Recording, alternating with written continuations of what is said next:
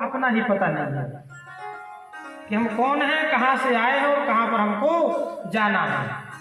सब अस्थिर हैं। तो नारद जी यदि अस्थिर हैं तो कौन बड़ी बात है। शौनकादिक ऋषि कहते हैं कि ऐसे अस्थिर स्थिर ना रहने वाले नारद जी से सनकादिक महात्माओं से कैसे भेंट हुई, कहाँ पर मिले और क्यों मिले। तब श्री सूत जी महाराज अनुग्रह करते हुए कहते हैं अत्र ते कथयिष्यामि भक्तियुक्तं कथानकं सुखेन मम यत्प्रोक्तं रहस्यं विचार्य च। यहाँ पर मैं एक इतिहास की सच्ची घटना आपको सुना रहा हूँ, क्योंकि मेरे गुरुदेव श्री सुखदेव जी ने मेरे ऊपर कृपा करके यह प्रसंग मुझे श्रवण कराया था। एक बार एकदा हि विशालायां चत्वारः ऋषयो मलः सत्संगार्थं समायातः ददर्शुस्तत्र नारदम्। एक बार बद्रिकाश्रम में, विशालापुरी माने बद्रिकाश्रम, हिमालय में भगवान नर नारायण बद्रिकाश्रम में निवास करते हैं, जिसको हम बद्रीनाथ धाम भी कहते हैं, बद्रिकाश्रम भी कहते हैं, विशालापुरी भी कहते हैं। तो भगवान वहां क्यों निवास करते हैं विशालापुरी में? भगवान इसलिए निवास करते हैं कि ठाकुर जी बड़े कृपालु हैं, बहुत दयालु हैं। जीवों के ऊपर अकारण करुणा करने वाला भी कोई है तो भगवान ही है। भगवान के समान और किसी में इतनी करुणा नहीं है, दया नहीं, इसलिए उनको दीन बंधु कहते हैं, दया सिंधु कहते हैं, परम दयालु कहते हैं। भगवान ने जब देखा कि कलियुगी जीवों की बुद्धि भी अल्प है, बुद्धि भी नहीं है और भाग्य भी नहीं है। देखिए दो चीजें होती है, यदि हमारा भाग्य अच्छा है तो हमको संसारी वस्तुएं प्राप्त हो जाएंगी भाग्य के सहारे से। अच्छा घर मकान दुकान खाना पीना बहुत सुख सुविधा मिल जाएगी, भाग्य यदि अच्छा है तो भाग्य अच्छा नहीं है तो नहीं मिल रहा है तो ठीक है। भाग्य ठीक नहीं है तो बुद्धि ठीक हो तो बुद्धि के द्वारा हम कमा लेंगे, लेकिन बुद्धि भी नहीं है तो अब कैसे काम चले संसार में? क्योंकि भाग्य भी ठीक नहीं है, बुद्धि भी ठीक नहीं है तो अब काम कैसे चले? अब तो दुख ही दुख भोगना पड़ेगा, सुख नहीं मिल सकता है। और सुख मिलेगा कब? जब भगवान का भजन करेंगे, भगवान के लिए तपस्या करेंगे। और तपस्या हम कर नहीं सकते, कलियुगी जीव तपस्या कर नहीं सकते। तपस्या का मतलब तो है कि अपने शरीर को तपाना, तो तप हो नहीं सकता है।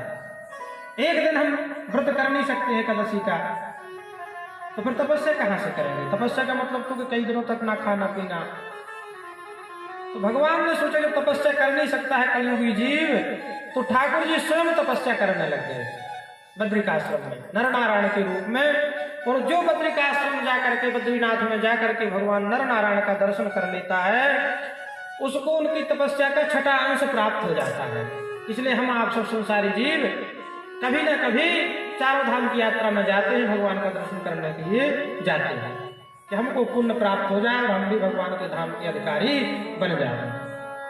तो वहीं पर विशालापुरी में सनत कुमार चारों महात्मा, सनत सनातन और सनत कुमार, सत्संग के लाभ से इनका क्या कार्य है?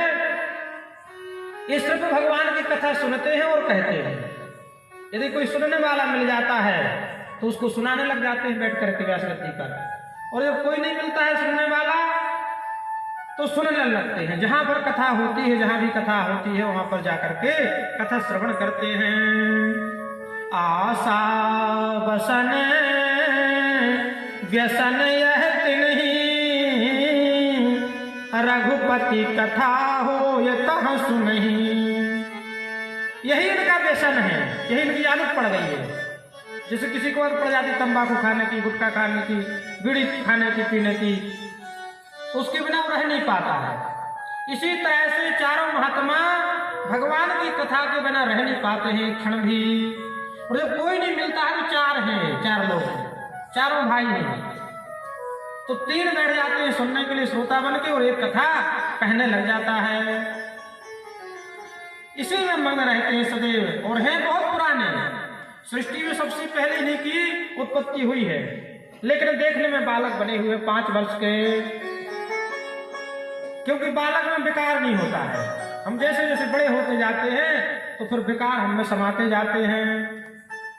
और विकार कहाँ से आते हैं? माता पिता के द्वारा ही विकार आते हैं। घर को देख करके, परिवार को देख करके, बच्चा छोटा होता है, कोई आता है मिलने वाला तो बच्चे से पूछता है पिताजी कहाँ हैं? तो पिताजी बोल देते घर में नहीं है। तो बच्चा तो बेचारा छोटा भी कुछ जानता नहीं है, तो कहता है पापा कहते हैं पिताजी घर में नहीं है। धीरे धीरे उसको हम परिपक्व कर देते हैं। ये संसार का नियम है। तो ये बालक बने हुए हैं कि हमें विकार उत्पन्न ना हो गए। देखत बालक बहुकालीना है, बहुत पुराने पूर्वजों के भी पूर्वज हैं, लेकिन छोटे बालक बने हुए हैं। वहां पर इनको श्री नारद जी महाराज का दर्शन हुआ। तो नारद जी व्यग्र चित्र थे, दुखी थे। नारद जी को जब दुखी देखा इन सनत कुमारों ने, तो सनत कुमारों ने कहा कथम ब्रह्मण दीन मुखः कुतश्चिंतातुरो भवान् त्वरितं गम्यते कुत्र कुतश्चागमनं तव। कथम दीन मुखा, क्यों आप दीन मुख हैं, क्यों दुखी हैं? आपका मुख मिलान क्यों है? और मुख एक ऐसा है, चेहरा बता देता है कि हम सुखी हैं कि दुखी हैं। चेहरा देख के अपने आप पता चल जाता है किसी का भी। तो नारद जी आप दुखी क्यों हो और क्यों चिंता तुम घूम रहे हो, भटक रहे हो? कहां से आए हो, कहां जा रहे हो? अरे आपका क्या लुट गया है? दानी शून्य चित्योसी गत वित्तो यथा जनः। संसारी जीव का सबसे बड़ा धन होता है रुपया पैसा में, सबसे ज्यादा मोह होता है। मोह तो हर जगह होता है, लेकिन